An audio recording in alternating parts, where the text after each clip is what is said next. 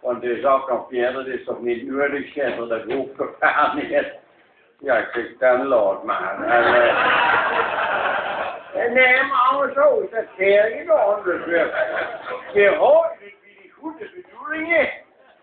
Want juist, ik kwam beschoren nog net aan proberen en dan zei ik, nu zit er in de Holle Eik, dus ik doe meer voor, ik ben een spannend die mee in de kerk.